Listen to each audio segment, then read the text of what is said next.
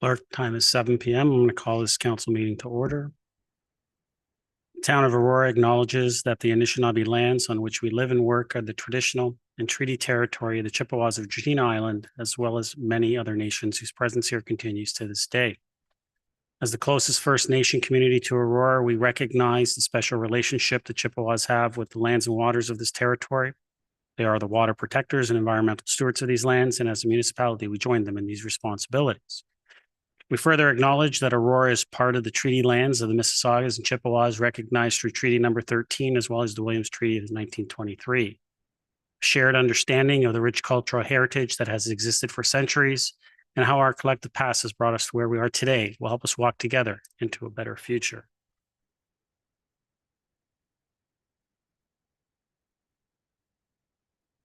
Mr. Clerk, we are going to report out of closed session.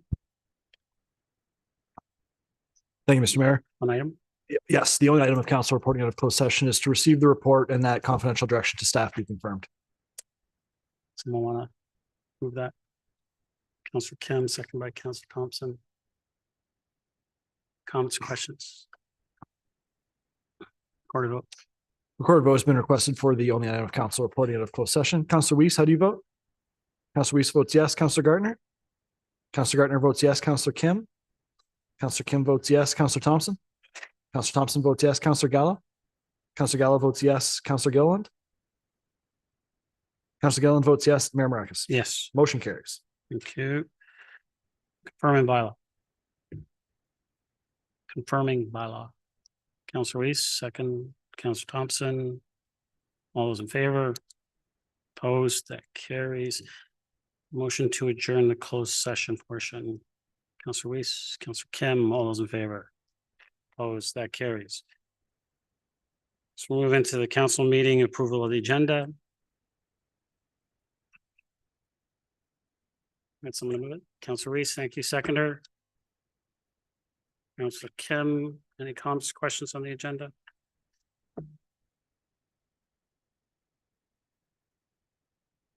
All the vote.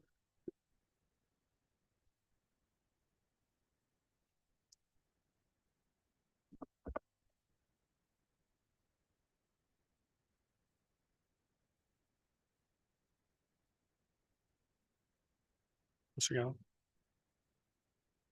Yes. Councillor Gallo, yes. That carries. Any declarations of pecuniary interest? Seeing none. Community presentation, we have 5.1, Azeema Husain, Administrative Assistant Prevention for Central York Fire Services regarding Youth Volunteer Program. Welcome. Welcome, Deputy Chief, and welcome, Chief.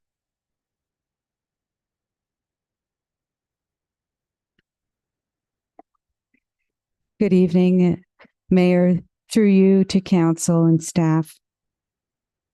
My name is Lori Answicker, Deputy Fire Chief of Community Risk and Public Education. I'm very happy to be here this evening. And believe it or not, it's 4 months already, and time is certainly flying. I have the privilege of introducing to you this evening Azeema Husain, who joined Central York Fire Service in September of 2023 as an administrative assistant in the Fire Prevention Division. Prior to joining Central York Fire Service, Azeema worked in the private school sector for 7 years, including 3 of those years as a director of administration, where she managed 3 campuses and oversaw 200 students. She holds a Bachelor of Social Science from York University and has completed a postgraduate certificate in public administration from Seneca College.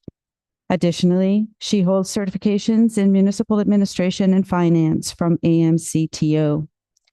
Azeema was recently entrusted with launching the Trailblazers program, a new initiative for high school students, and is collaborating with Central York Fire Service staff and the town to develop and implement the program.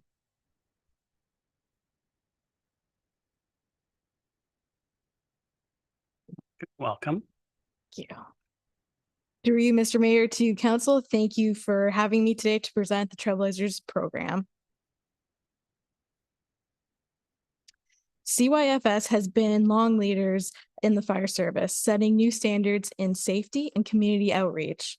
In our continued mission to engage the youth, we introduced the Trailblazer program, a volunteer initiative aimed at high school students and community groups. By providing early exposure to fire services, we empower youths with valuable skills and knowledge.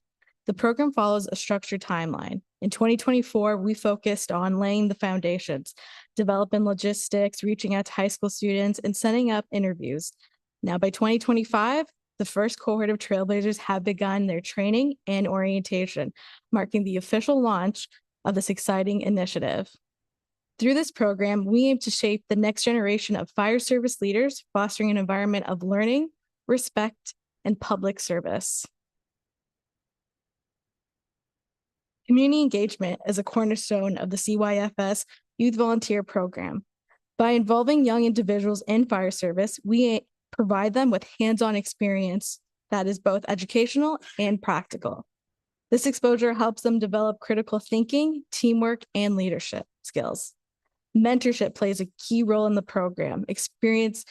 Our students will experience an opportunity to talk to fire inspectors, firefighters, YRP officers, and EMS to serve as mentors, guiding participants through training and sharing their knowledge. This is not only enhancing the learning experience, but also builds a sense of camaraderie within the fire service community. Through volunteering, youth connect with their local community and emergency services, fostering a deeper understanding in public safety. The program empowers them to become active contributors to their communities while exploring a potential careers path in emergency response and public service. The Trailblazer uniform. The Trailblazer uniform is more than just an attire. It represents commitment, professionalism, and safety within the fire service training. By wearing an official uniform, youth volunteers embody the discipline and team identity crucial to the emergency services. Beyond function, the uniform instills a sense of pride and belonging. It symbolizes dedication to the community and fosters unity among Trailblazers, reinforcing their responsibilities as future fire services. Leadership and diversity is the heart of the CYFS Youth Volunteer Program. This initiative is designed to instill essential values and provide structured training to young volunteers. Preparing them for potential careers within the emergency services, the program includes comprehensive training in health and safety, equity, diversity, and inclusion, and public education. These topics ensure that all participants develop a well-rounded understanding of fire service responsibilities and teamwork. Now, just like CYFS has 3 statements for their staff: vision, mission, and value. At its core, the program promotes 3 values as well: respect. Respect the men and women that put on uniform every day, and honoring the community that they will serve and protect. Explore, encouraging these young individuals to discover opportunities within the emergency service. And number 3 is, of course, my favorite, is to enjoy. Helping them find fulfillment in their journey. By fostering a culture of inclusion, we inspire diverse young youth to consider careers within the emergency response and public service.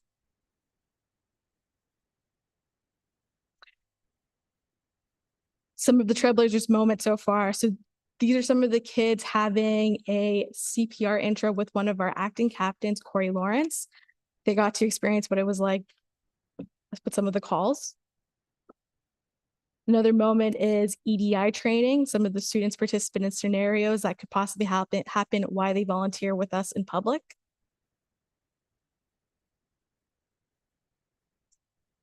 Now, as we conclude, we envision the Trailblazers program as a transformative experience, equipping youth with essential skills and hands-on training in fire service and community engagement.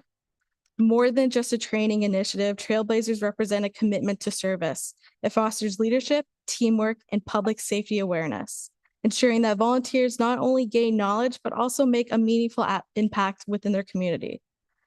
I would also like to acknowledge that a great program like this doesn't get created by one person. It was a teamwork effort from town staff and also staff from CYFS.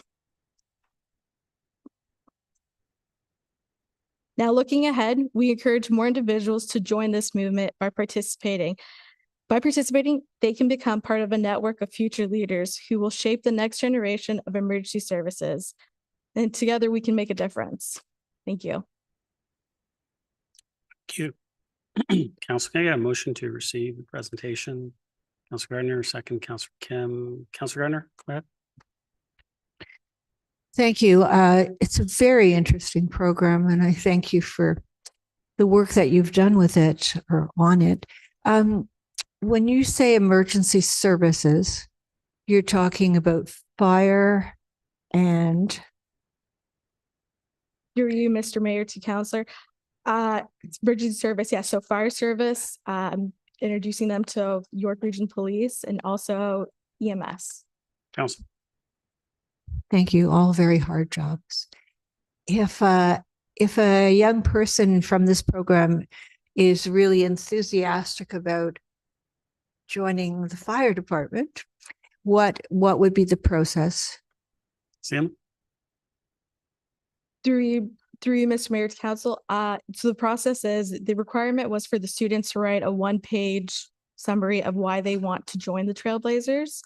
After that, we would conduct an interview just to really get to know the student and allow them to have an understanding of what the program entails and our expectations.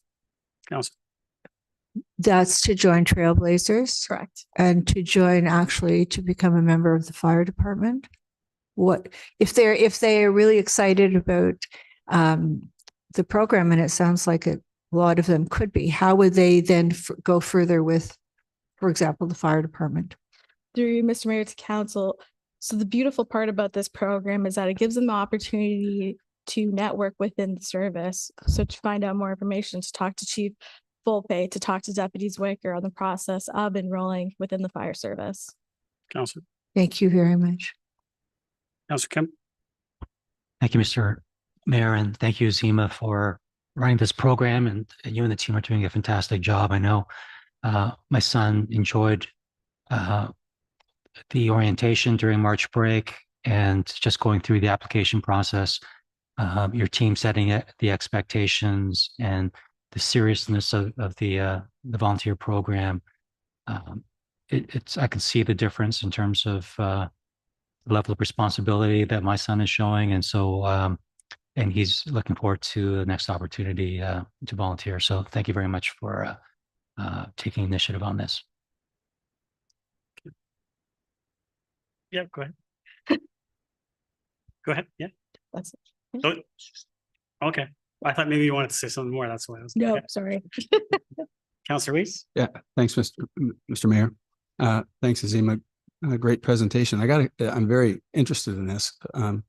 So number one, you say it's youth, so that's 18 and under or under 18? Azeema. Through you, I'm sorry. It's high school students, so from grade 9 to grade 12. The idea is to have the students grow with us all the way to grade 12. Okay, so it's a high school initiative primarily. Has this been done anywhere else, or is this unique that you've made it here? I know you've put your own stamp on it, but has it been done anywhere else in the province, perhaps, through you, Mayor? Azeema. Through you, Mr. Mayor's Council, not that I'm aware of. To be honest, the program really stemmed from a conversation of, we were at a career day, and it really stemmed from, wow, I wish I knew about that in high school. That's great. Council. Excellent.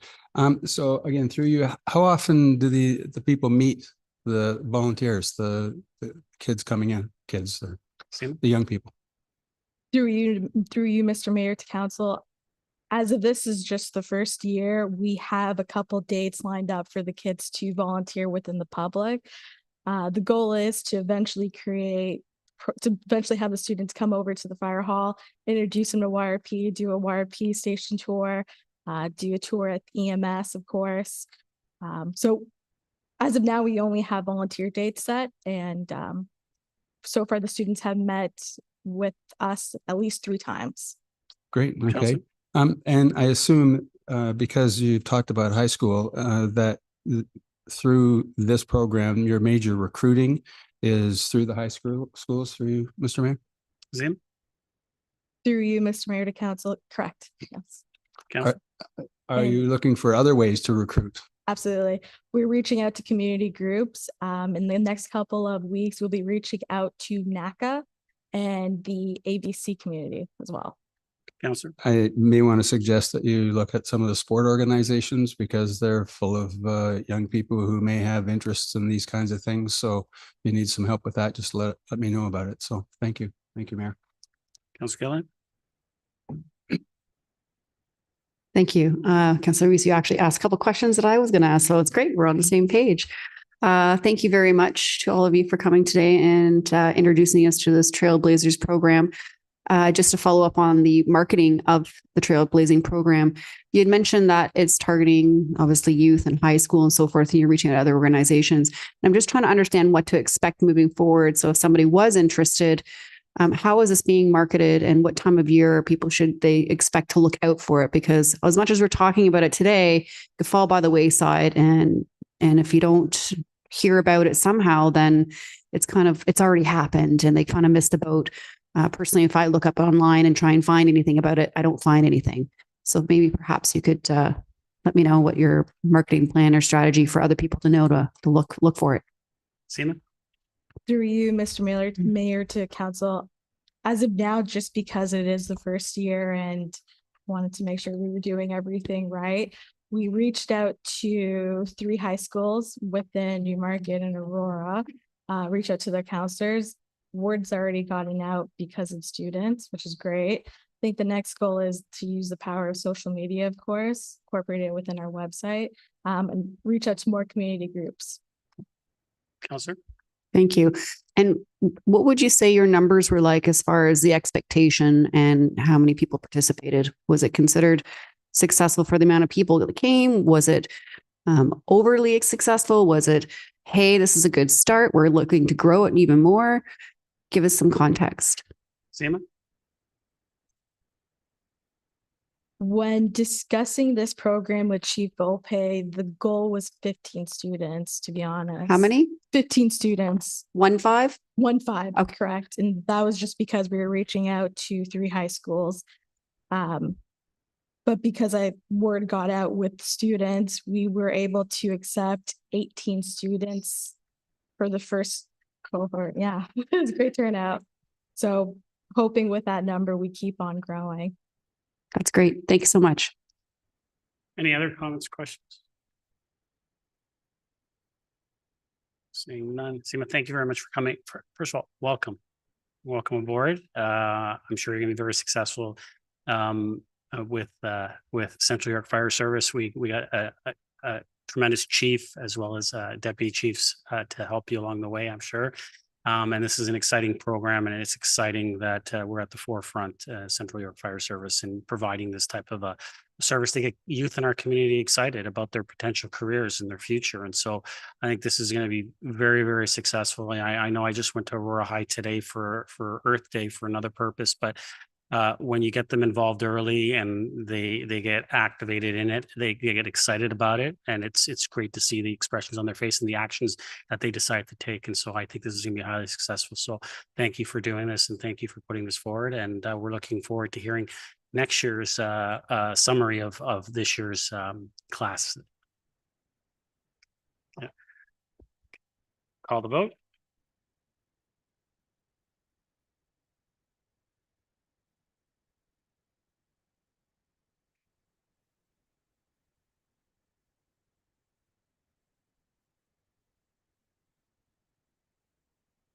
That carries.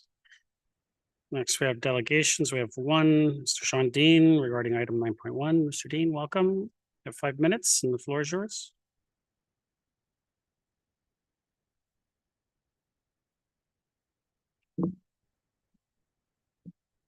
Thank you. Good evening, Mr. Mayor and council and staff. Tonight, I just wanted to make some comments regarding the rebate program, and I think this reaches across all housing initiatives at the town. There wasn't a lot of specific detail about the develop and charge rebate program. However, I'm on record of being concerned about using taxpayer dollars to fund housing, and the development of homes prior to COVID. There wasn't an issue with development charges. Right now, the world is working at all levels of government with a housing crisis and affordability crisis. These are separate problems. When they combine them together, it's a bigger problem. And you know this firsthand as you're trying to build homes. The housing crisis, and both of these problems were, not created by the residents of Aurora. It's publicly known the federal government brought in 1.5 million people, more than any other G7 country, to create, and it appears they didn't have a housing plan. And they're pushing this out to provinces and municipalities and pushing the budget responsibility, with all the research that I've done and the news programs I've listened to.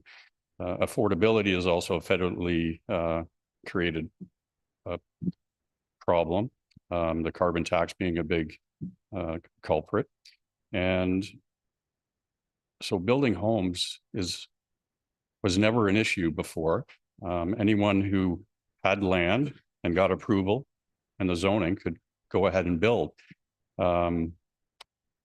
When they did that, I was always told growth paid for growth, and that's great. However, all these new developments have never lowered my property taxes. So from that perspective, there's no benefit to me if a landowner wants to build in Aurora or not. It doesn't lower my taxes. In fact, it would probably create more lineups at the GO station, shopping malls, and the traffic. So, however, I'm not worried about that. I wish this was not a problem.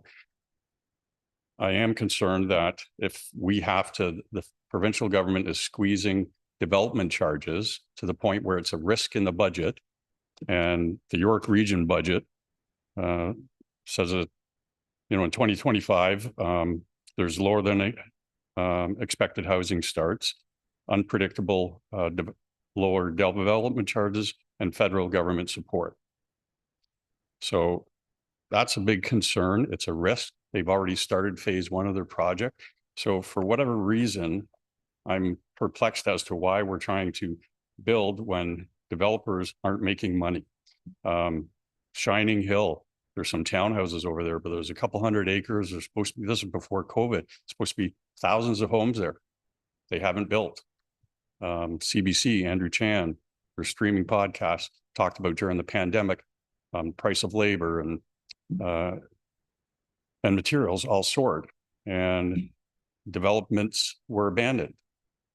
So, and now Canada Housing and Mortgage Corporation said next year or this year, there's going to be lower housing starts.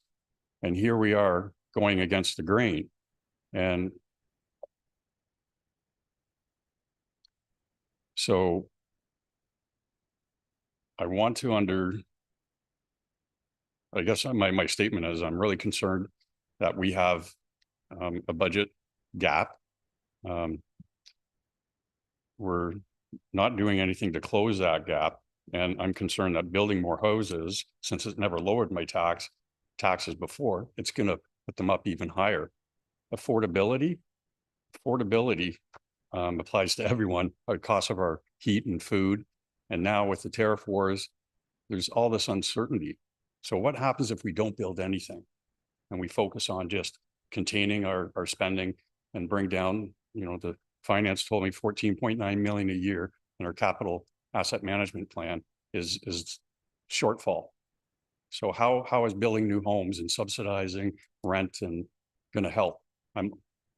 So this. Can I just get you to wrap up, Mr. Deane? Yeah. So you had said, Mr. Mayor, that, the town square was built at the right time, even though materials were expensive, and in the paper he said it. Right now, it was the right time because now it's 27 to 40% higher to build. And here we are trying to build and subsidize. So unless that money's coming from the province or the feds, that's fine. There's nothing in it for me as a homeowner in Aurora and a taxpayer. And with the new federal election or new mandates coming in, the federal government, all the parties are going to solve this, maybe hopefully for us. So it'll be easier. I think we need to negotiate perhaps differently with the province. We can't change fair market value. And once again, if we're building 25% affordable, that means 75% are unaffordable. Yeah, I So- do need you to wrap up. So that's my concerns. Thank you Thank for you. the time. Can you get someone to move, receive and refer? Councillor Thompson, Councillor Gilland, any questions for the delegate? Councillor Gardner? Thank you for coming again to council. I would like to ask you, where you heard that growth pays for growth, or perhaps I can just tell you that it does not, that for every tax dollar we get, it costs us more to provide the services for the residents. So I've asked over the years what that would be. If you have a high service level, it could be $1.25 we have to spend.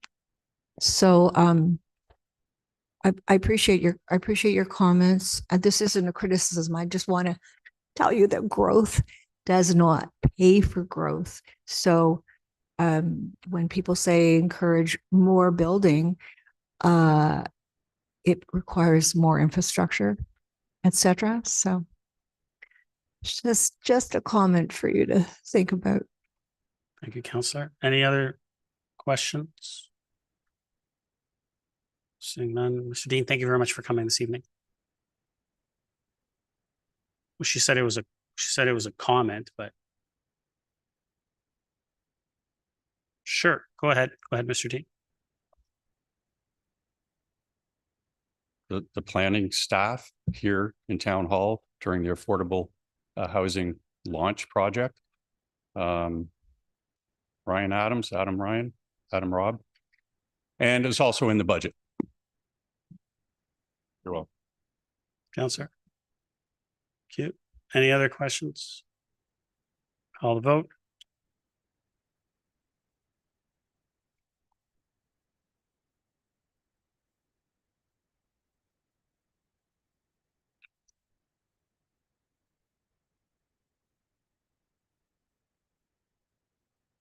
It carries. Thank you, Mr. Deane.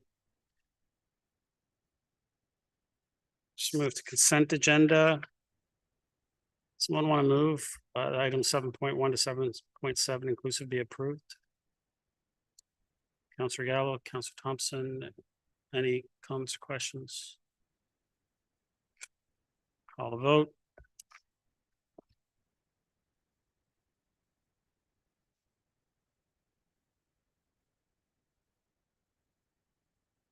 That carries. Move to number 8, committee of the whole. Any items anyone wants to pull? Councillor Gilland, 8.4.2, 8.4.3, and 8.7.2, 8.7.2. 8.7, which? 2. Councillor Weiss, Like 8.1.1. Okay. Did I just hear 8.4.3 from Councillor Yep. Gilland?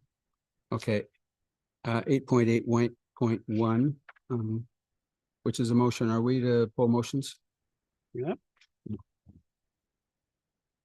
And 9.2. We're not at 9s yet. Councillor. Oh, sorry. It's coming. Councillor It's enough. Gardner. Thank you. Just confirm that 8.7.2 is full. Yep. And I involve the motion to be full. No? Is everyone bringing, I hope everyone's bringing new information to the table and we're not rehashing the exact same conversation we had 2 weeks ago.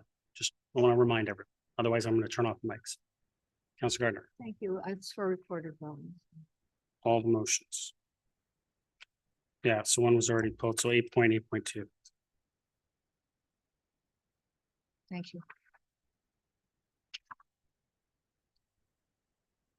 Councillor Thompson, Sorry, it was 8.3.1 pulled? No. I'll pull that one. Okay. And do you mind, sorry, just repeating what has been pulled? I'm gonna go through that list. So basically, I'll go with what hasn't been pulled. How's that? That would probably be easier. 8.1.2 has not been pulled. 8.2.1 has not been pulled. 8.4.1 has not been pulled. 8.7.1 has not been pulled. And 8.7.3 has not been pulled. And 8.9.1 has not been pulled. Thank you. Any other items? I get a motion to approve those items that I just listed. Councillor Thompson, Councillor Kim.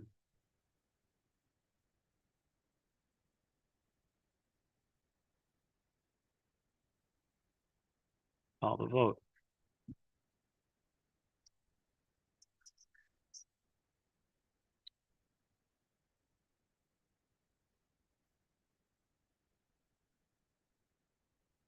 That carries. So we'll move to 8.1.1. Councillor Reese, you pulled this one. Did you want to move the recommendation? Seconder? Councillor Gilliland, go ahead, Councillor Reese.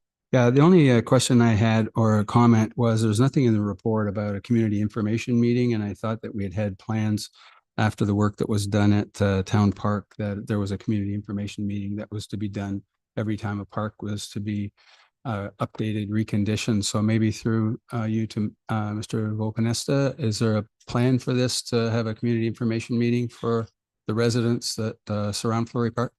Mr. Volcanesta. Through you, Mr. Mayor. So we did have a public information session for Fleury. It was at the Aurora Community Center in late February. It was posted on our website through social media. And we had a fair turnout, but most of the engagement we received was through Engage Aurora, where we had an online survey up for almost a month. And we had over 100 responses. That was part of my verbal update, but I apologize. Maybe I should have made sure it was in the minutes. Council. Super, thanks. That's all I have. Any other comments, questions? Call the vote.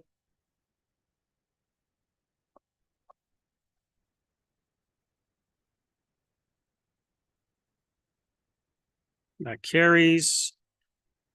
Next, we'll move to 8.3.1. Councillor Thompson, you pulled this one. Staff recommendation, I should Is there a say. seconder? Councillor Gallo, thank you. Councillor Thompson, go ahead. Other than I appreciate the staff providing the additional information with respect to some of the history and the number of municipalities. I'm supportive of the original recommendation and I have no further comments. Thank you. Council, I am going to bring 9.2 in combination with this, as long as the mover and seconder are okay with that, because it's just, that's just informational piece that was for this specific item. Yep. Is everyone good with that? Councilor Gallo? Yeah, thank you. Any other comments or questions? Call the vote.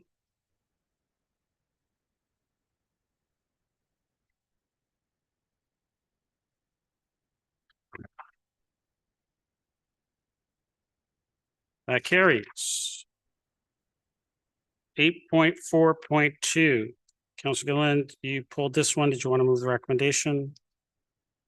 Thank you. Seconder. Councilor Kim, go ahead, Councilor Gilliland. Thank you, through Mr. Mayor, to, I don't know if it's Ms. Wainwright, Ben Kessel, Mr. Serio. I know we talked about providing budget items for the public, and I thought I was going to have some sort of correspondence between now and council about providing this information. So it was available, soft copy. If you could provide an update, that would be great. Sarah. Through you, Mr. Mayor. Yes, I apologize. I was supposed to send an email to council. I never got around to it. I did look into it with both Ms. Wainwright Van Kessel and Ms. Smith. So part of the issue is the bandwidth of the internet or how much you can put on our webpage. However, we've resolved that by putting all the budget binders that are from the past onto Laserfiche. They will be accessible up to the past 10 years, and anything before that will have a disclaimer that if they do want to look at, if somebody does want to look at one that is more accessible, they can get it from us. Councillor. Thank you. Through you. How soon would that information be available for the public? Mr. Sarian. I'm not 100% sure. We are working on that now. Part of it is that we are getting the budget binders to upload onto Laserfiche. Councillor. Thank you. I appreciate you not really maybe don't know yet, but if you can give us an idea, because I just don't want floating around and all of a sudden this is a year later and I'm asking the question. Just give me some sort of an estimate. I'm not going to hold you to it, but at least I kind of want to have an estimate.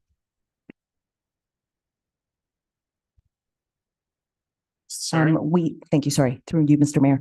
We can do our best to get it up when the new website gets up. So in about 6 weeks. Okay, perfect. Thank you. Any other comments, questions? Call the vote.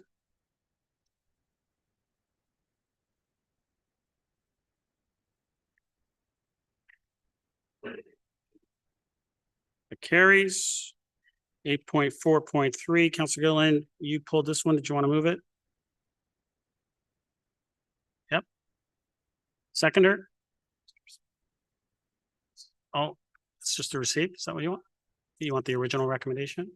Thank you. Seconder on the original recommendation? Councillor Weiss, thank you. Councillor Gillen, go ahead. Thank you. I was wondering if this was to receive. I was waiting for it to come up. I did have some time to process this information. I understand that in other municipalities, they've done similar programs as such. And if this is something that the region supports and a policy that is before us that they feel is helping getting shovels in the ground to help support affordable housing, this could be a way that allows us and affords the opportunity for first-time homeowners to have the opportunity to afford rental units, as well as I understand that it is a tough time with construction and development. And certainly if this is a way that we could assist in that, it's not like we're not getting the development charges, it's just deferred and it's delayed. But I believe that if this is the best foot forward and the region supports this and perhaps this is something that we can also adhere to, I am open to ensuring that we keep these opportunities open. Thank you. Councillor Weiss. Yes, thank you. At the committee of the whole, I asked a number of questions primarily related to the effect this reduction would have on taxpayers, much the same as Mr. Deane, our delegate. I voted against it at that time because I wanted to talk about taxpayer impact, et cetera. I went and had a meeting with the treasurer, and through her advice, I've been assured that because of the manner in which our DC reserves are managed, this subsidization will have very little impact on the taxpayer. So I thank her for the lesson on DC management. I also discussed the risk that's posed by the DC deferral with respect to DC reserves, and I'm satisfied that this risk is minimal or at least manageable given the scope of the program. So again, I want to thank her for that. So I believe this is a legitimate attempt to provide some lower cost purpose-built rentals in Aurora, which is a priority for us and it's a priority for the region as well, to help relieve the pressure on this type of dwelling in the town. And as long as the region continues to support this and there are assurances that the rental rates can be enforced, then the enforcement will be done by the region, which I also had a question about. I'll be in favor of this application. So I want to thank the treasurer for that and for the work that she's done helping me out with it. Thank you. Councillor Gardner. Thank you, Mr. Mayor. I'm of the contrary view. I think that the rental apartments that will be built will definitely not be affordable to lower income residents, and possibly not even to the lower middle income residents. And of course, they will be extremely small. I think they adhere to the Ontario Building Code, but possibly not to our own zoning bylaw. And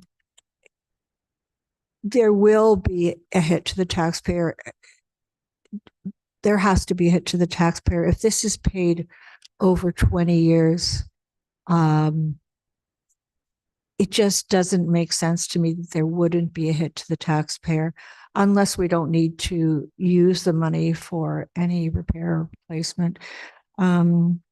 So that's just how I feel. Thanks. Any other comments, questions? Call a vote.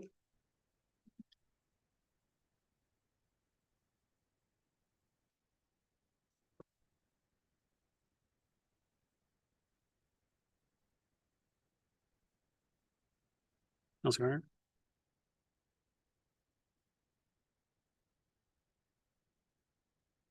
That carries. 8.7.2, Councillor Gillian, you pulled this one. Did you want to move it? Second. Councillor Weiss, go ahead, Councillor Gillian. Just 1 second. I just want to make sure I'm on the. Perfect. On this item, I just wanted to say thank you to the applicant for providing additional information on the subsidy opportunity for the first-time homeowners. Really appreciated that extra information. Again, I'm going to say that I believe this is a great location for this type of density across from the GO station or a major transit area.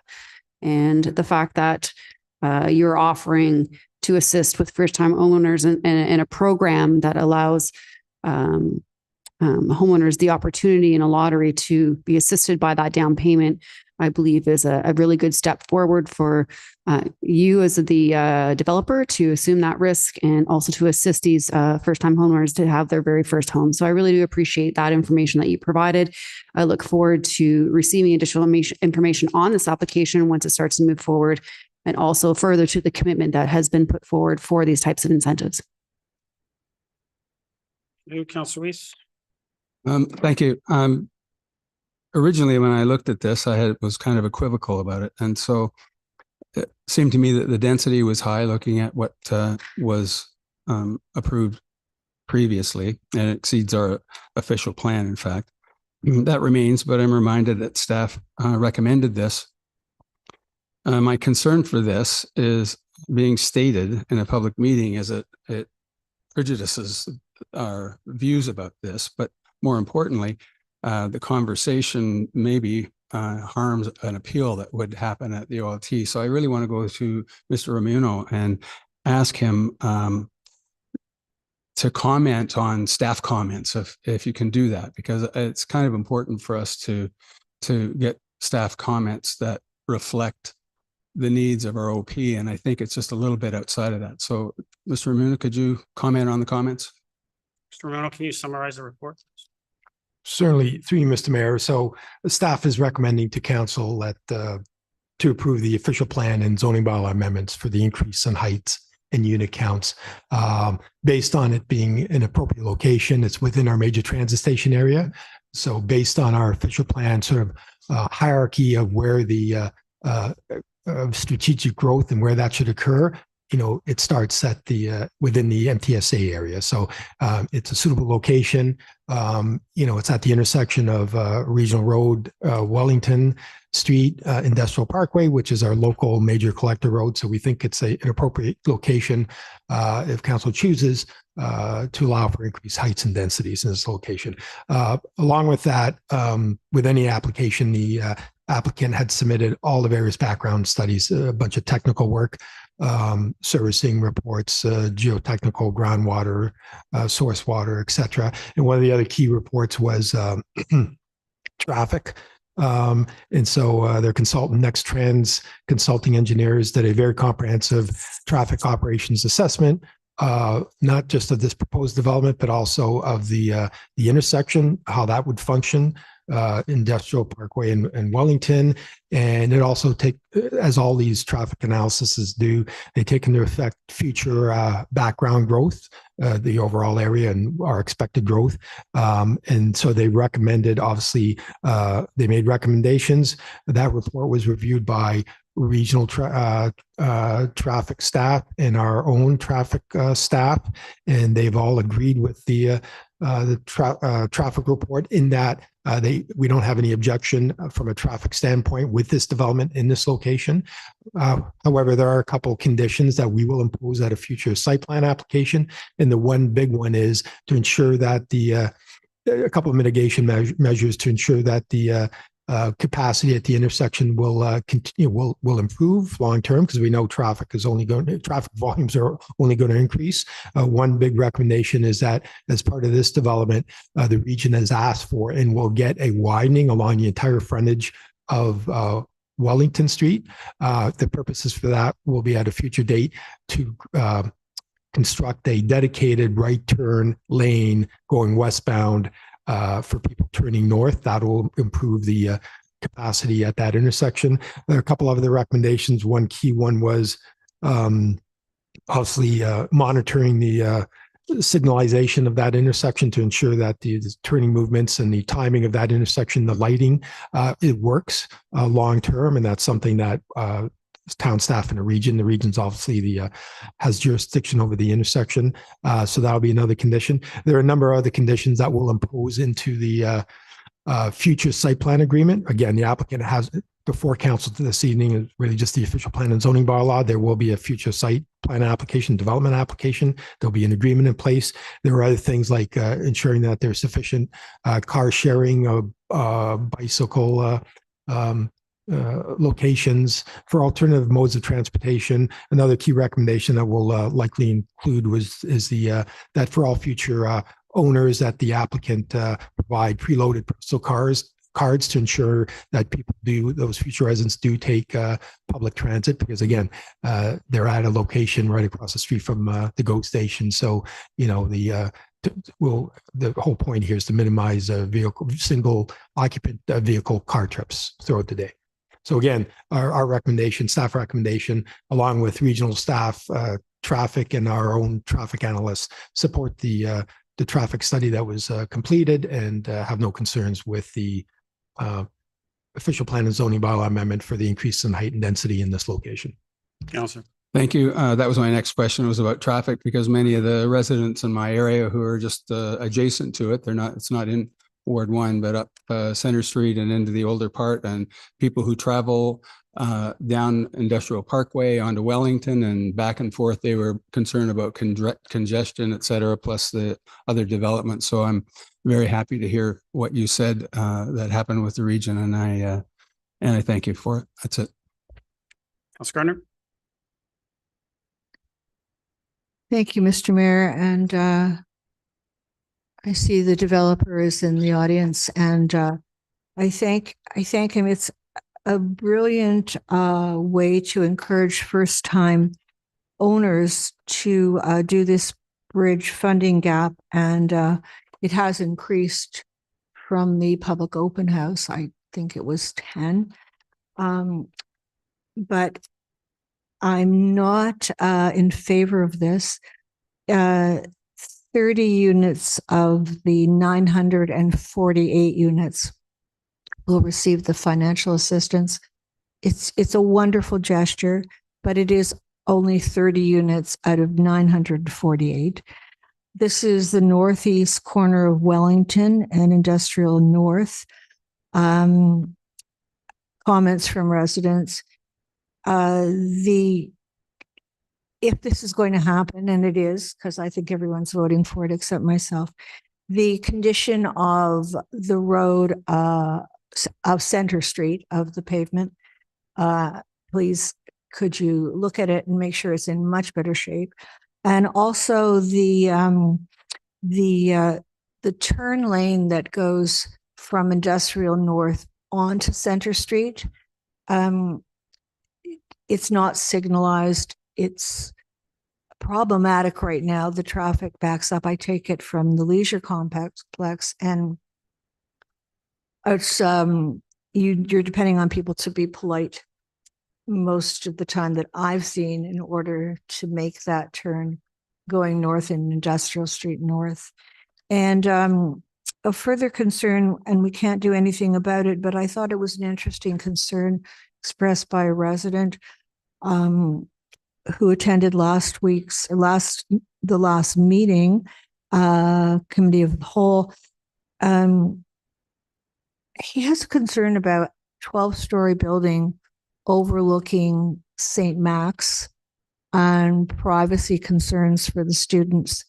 It's an interesting point and a valid one. Again, I don't think we can do anything about it, but I think it should be noted. I appreciate him bringing it to my attention. It's just, for me, it's just too dense. It's going to impact the area residents. And it's no, people are not going to understand the effect until it's built. And we see what the congestion is like from 948 units, although they won't all have parking spaces, but there will be a lot of traffic. And I guess those are the reasons I'm not in approval of this. Thank you.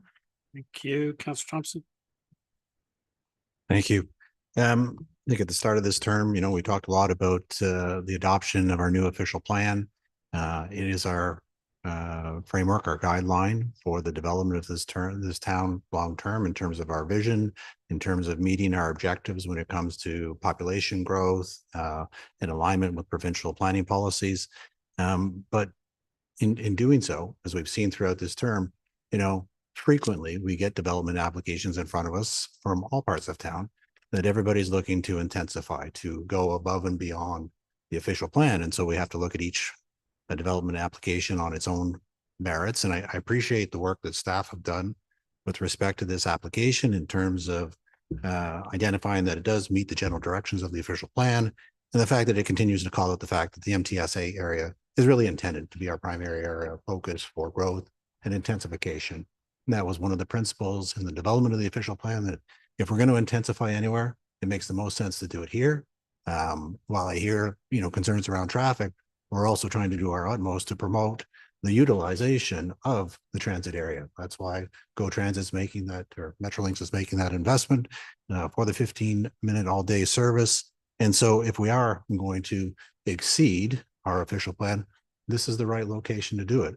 We've also made commitments with regards to housing to try and address the housing shortage. We set a goal of 8,000 new homes by 2031. This too will help us move that needle a little bit further forward to be able to achieve those targets. But at the same time, my hope is that by focusing on projects like this one and Berczy Street and other ones where we say, yes, let's do the intensification because it meets all of our needs, it helps address the housing shortages, gets us closer to our goal, it'll further strengthen our resolve to ensure that we uphold the official plan in other areas of town where it doesn't make sense for the intensification, that we can align ourselves with the vision of the official plan. And so I'm willing to support this application for the factors with regards to promoting the density and intensification within this corridor, but also in the hopes of strengthening our resolve for the rest of Aurora. Councillor Gallo. Thank you. Mr. Mayor, to Mr. Ramuno, can you just go through the explanation of an additional lane? Is that westbound on Wellington? If you're turning northbound, there's going to be an extra lane, a right turn lane? Through you, Mr. Mayor, that's correct. And maybe I was hopeful, but I thought I heard the region was going to pay for it. It is on the regional road, but we'll see what we can do. So you, Mr. Mayor, yeah, I mean, obviously the region will impose a condition to get the land, the widening from this application, obviously free of cost, as is their legal right to do so as part of a development application. We'll have to have discussions with the region about the timing of that lane, additional lane. Ideally, it should be part of the first phase of development, but that is the plan. The first point is they're going to secure the widening. That way, that dedicated turn lane will, they'll have the land to construct that sooner rather than later, hopefully. So I'm going to read between the lines that it's everyone except for us that is paying for it. Anyone except for us is paying for it. Okay, thank you. Only thing I would add to that, Councillor Gallo, is that we secured the land on Yonge Street from, I believe it was Treasure Hill when they built the townhomes. And how long did it take before we ended up putting that right turn lane in? Took a long time. So we'll push the region because yes, you're right, Mr. Merlino, it should be done during construction. Councillor Kemp? Thank you, Mr. Mayor. I'm in support of the application. I do appreciate and understand some of those residents who communicated to us their concern about the increased density. Certainly, this is a significant change from the original application from a former owner. But, you know, we talked about this for many a decade in terms of downtown revitalization, supporting our downtown businesses, and certainly having 948 units and, you know, 1,500 to 2,000 people will certainly drive foot traffic in the area. And I do understand, you know, whether it be 300 units, 900 or 2,000 units, there is going to be an increase in traffic and there's going to be some challenges. That's going to be mediated, of course, through the region and our town staff. But the hardest thing to change is human behavior. And unless certain things happen, human behavior doesn't change, and we don't change getting out of our cars and walking or taking the bike. And certainly this being in the MTSA next to the GO train station, their downtown core, this is the most ideal and optimal use and density for this area. So I'll be in support. Thank you. Councillor Gardner, second time. Thank you, Mr. Mayor. And I absolutely agree that this is an excellent location, actually a required location by the province for intensification. My concern is the height, 12-story buildings, and the number of units. It's just an overwhelming 948 units is to me an overwhelming number of units. I would have liked to have had something. Our limit right now is 6 stories. I would have liked to have had something in the middle, perhaps, of those two figures, but it's not to be, and we won't be on council when it's built. Probably won't be on council when it's built, and all the residents come and complain, and their quality of life is impacted by this. Thank you. Any other comments or questions? Councillor Gilliland, second time. Thank you. I just wanted some clarification through Mr. Mayor, Mr. Romano. I believe the heights are a lot higher in that particular area in the MTSA. Councillor, I believe there's 7, but Mr. Romano? Through you, Mr. Mayor, that's correct. Our current official plan has a 7-story height in the MTSA. Thank you. And previous applications, just for context and how the land lies, in previous submissions where we've been presented with a lot higher height, just because of the way the land lies, it's actually level with the condo or the apartment buildings across the street. Just to kind of give context to the height, that's actually not that much higher than the surrounding area. Mr. Romano? Through you, Mr. Mayor. So yeah, the subject property, obviously, you know, it's a topography is a little lower. So the first floor is essentially, you know, at or just below sort of the Wellington grade. So, you know, from if you're standing at Wellington, you know, you're probably actually looking at 11 stories because it is a low recess. But again, you know, staff's recommendation going to 12 in this location, as we've heard and a couple councillors mentioned, it's the appropriate location being our strategic growth area, and there are really no adjacent existing ground-related residential in the area. There's an existing 5-story condo right across the road, and to the north and to the east, you've got some commercial and employment uses, and they were also designated for, you know, as a mixed use under the promenade. Councillor. Thank you. And I guess I just want a quick comment that the adjacent property is commercial before the high school, and if we're going to compare any apples, Aurora High does have rather large condo buildings right adjacent to it. So it does exist. I know that there was a comment about a resident who had concerns, but that's actually quite adjacent. But I believe through Mr. Mayor to Mr. Ramuno that there is a commercial building a little bit there that separates from this development to the actual high school itself. Mr. Bruno. Through you, Mr. Mayor, that's correct. Immediately to the east of this property, you've got the commercial property, number of different buildings, 2 stories, and I think the office building just to the north behind the old Nino's is, I believe that's a 4-story building. Councilor. Thank you. Thank you. Any other comments or questions? None before I call the vote. Mr. Ramuno, back in 2016, because I know there are some concerns with traffic, and I think it was mentioned in regards to Center Street.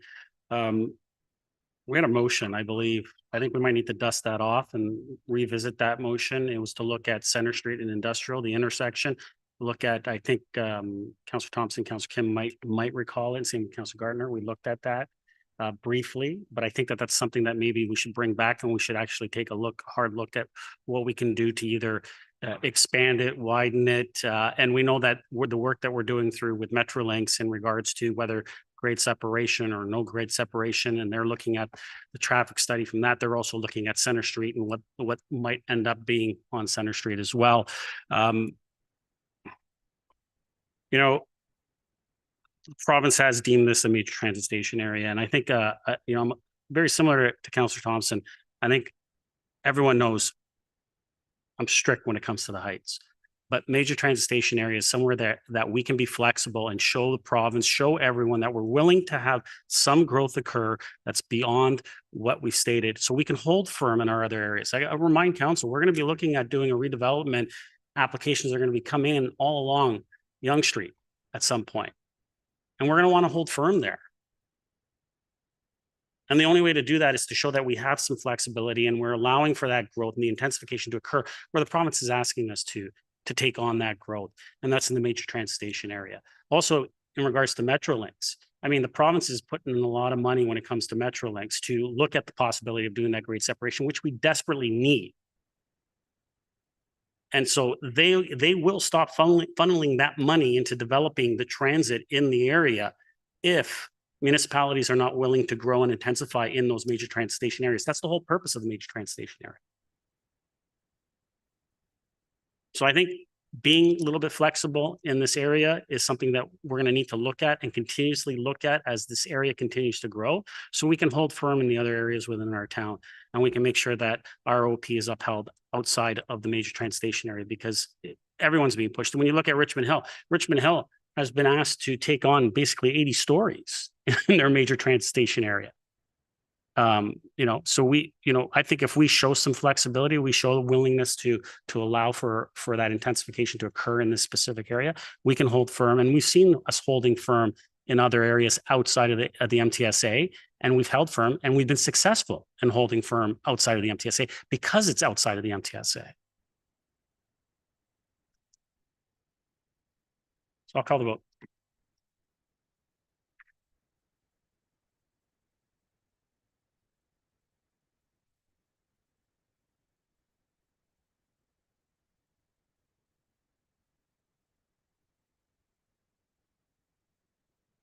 Councillor Gardner?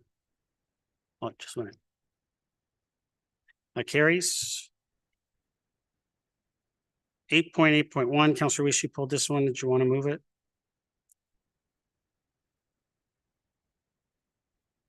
Seconder? Councillor Gallo? Go ahead, Councillor Weiss. I'll just yield the floor to the person who's made the Councillor Gallo. Councillor Gallo? I wasn't going to say much. I think it's self-explanatory, what I was trying to achieve, and adjust the procedure bylaw to reflect the changes that are part of the motion. Nothing more than that. Thank you. Any other comments or questions? Good. Councillor Thompson? Thank you. I'm not sure if this is best addressed to Mr. Serio or Mr. Duran, the clerk, but just the one thing that keeps coming back to me is the Municipal Act and the fact that the head of council, the mayor, presides over council meetings. So I guess my question then is this in conflict with it, or I guess to look at it another way, is this enforceable? Mr. Clerk? Through you, Mr. Mayor. Councillor Thompson's correct. The Municipal Act does, section 225 does provide the mayor with presiding or the task of presiding over the council meetings. And so even though the procedure bylaw would be changed, council cannot force the mayor through the procedure bylaw to pass the chair in those situations. Councillor. So through you, Mr. Mayor, to the clerk again, if it's not enforceable, how can it be in order? Mr. Clerk. Through you, Mr. Mayor. It's a good question. There's a few things at council meetings that aren't necessarily enforceable. The Conflict of Interest Act guidelines come to mind where a councillor could have a clear conflict known to the world. And at that point, there's nothing the rest of council can do about it. The reason I believe it's in order is because it's a rule that council could conceivably adopt. The Municipal Act doesn't say the chair cannot be passed at a council meeting. And so if members of council all agreed and the mayor was in agreement, council could adopt that rule as to guide them in procedure situations as they relate to point of personal privilege.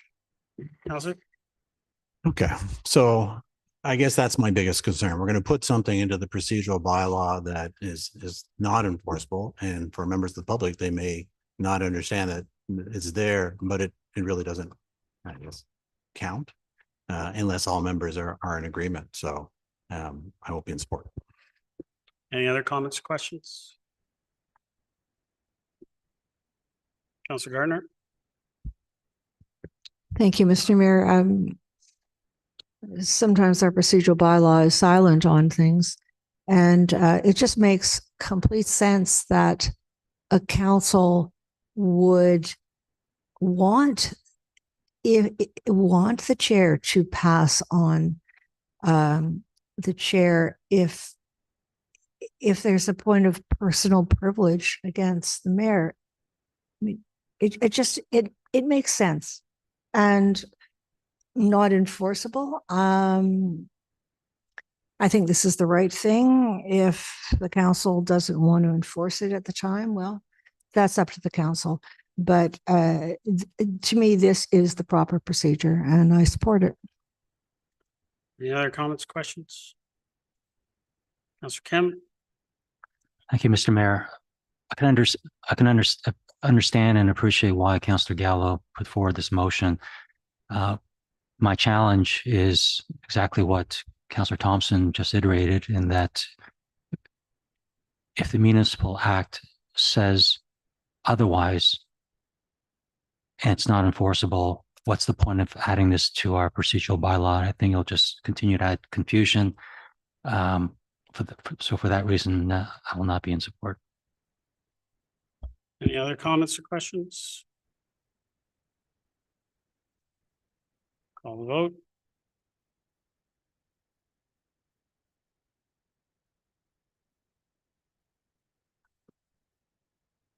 That carries. 8.8.2, Councillor Gardner, you pulled this one. Do you want to move it? Councillor Gallo, 1 second that. Thank you. Councillor Gardner, go ahead. Just want to call a vote, said? Yes. Okay. Call the vote.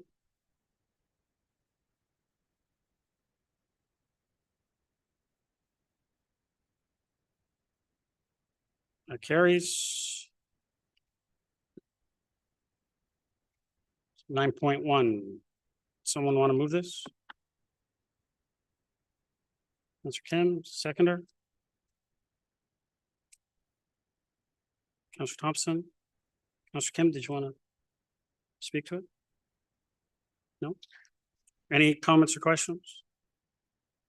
Councillor Thompson?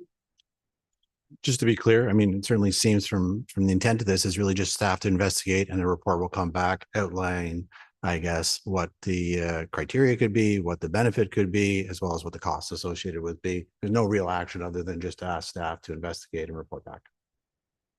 It's correct, Councillor. I mean, Thank you. the region is also doing look at from a regional perspective. We still haven't initiated it at the region. They're coming back in June. I thought this was a good way for us to get a jump on creating, looking at creating what it could look like, what those costs could be, and the implications of moving forward with this could be on the municipality. Thank you. So yeah, just a report to come back. Councillor Reese.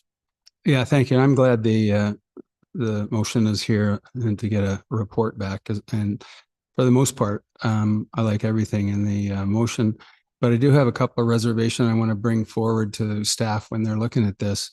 The primary goal reducing these charges is to encourage more affordable housing development, of course, but evidence suggests that by themselves, DCs are not an effective stimulant to the creation of affordable housing units. So I really hope the report includes evidence and proof of this concept and the partnerships needed for success. I saw the importance of partnerships in there, and I think that's important. Secondly, how much of our DC reductions are going to land in the pockets of the first-time buyer is really important rather than a developer. And that's an issue that keeps coming up time and again. If we remove DCs for first-time buyers to stimulate engagement, how will we ensure that that subsidization actually gets into the pockets of the people who want to buy it and don't get absorbed through the development? And that wasn't really in there. And I'd like the staff to be able to elucidate how that's going to happen, because that's the trick as far as I'm concerned. If we could make sure that first-time buyers had a leg up and they were actually getting the money as opposed to some kind of discount that we don't even know about. So I think it'd be important to have that in there. That's all. Absolutely, Councillor, and I can answer that quickly. This is a rebate program, so we would be collecting the DCs, and only if a homeowner, when they go to purchase a new home, if they qualify, we would provide them with a rebate. So we've already collected the DCs. This is not going to the development community. This is going straight to. So the money is a rebate to the customer. Yes. We've already collected the money, and we would and we would rebate it back, similar as the federal government does a GST rebate on first-time home buyers, and the provincial government does a land transfer tax rebate for first-time home buyers as well. Great. I'm looking forward to seeing that in the report. Thanks. Thank you. Councillor Gillen. Thank you. I had some similar concerns and questions about that. We've, funnily enough, on this council agenda, we've looked at 3 different types of funding models to address affordable housing or incentives. One being the deferral on the interest, but receiving the DCs back, an exchange between the developer and the municipality and the region, and the other funding model being direct from the developer to the first-time homeowner, and that risk, and that assuming that risk is really relies more heavily, I believe, mostly on the developer. And that's more the concept that I'm interested in with this.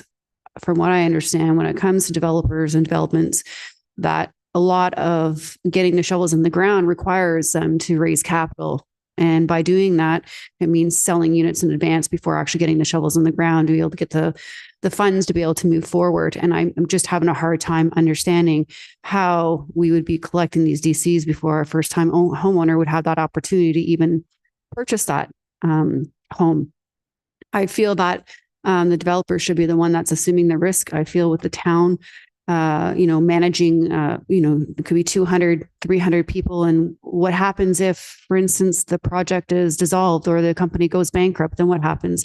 I just feel like there's a lot more opportunity there that perhaps won't necessarily benefit the taxpayers, in the sense that that risk is now on us. Hiring more staff to manage, hiring more staff to ensure that the collection is there. I just see a lot of ambiguous, a lot of ambiguous process here that I'm just not comprehending or believing that this is the right process. Again, there's been 3 great funding models that are being presented. 2 so far seem great. I just feel like this is like, we're not in the business of lending loans to first-time homeowners direct. If we're going to be incentivizing the developers directly in order to put the shovels in the ground faster, I think that's a better way. I'm just not convinced with the structure at this time. Any other comments or questions? Call the vote.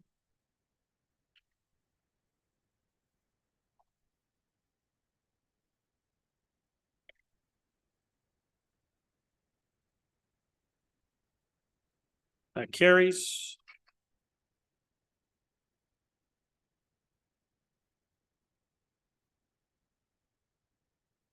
New business, Councillor Weiss. Councillor Gillen. Councillor Gardner.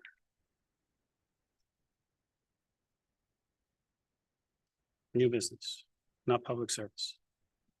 New business. Do you have new business? No? Councillor Thompson? New business? No. No? Councillor Gallo? No? Councillor Kim?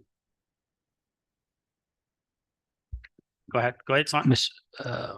Ramuno, I believe a year or two ago, York Region did the bike path. They re-asphalted the Bayview corridor. Do you have any idea when the Wellington portion between Bayview and Leslie will be done? Mr. Ramuno?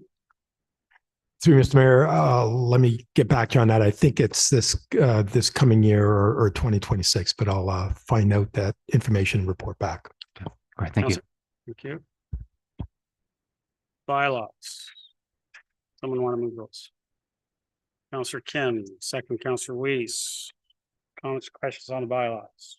Councillor Thompson? Sorry, my apologies. I do remember I did have something for new business. Is it too late? It's too late. Okay. We'll save it for next time. Thank you. Any comments, questions on the bylaws? Call the vote.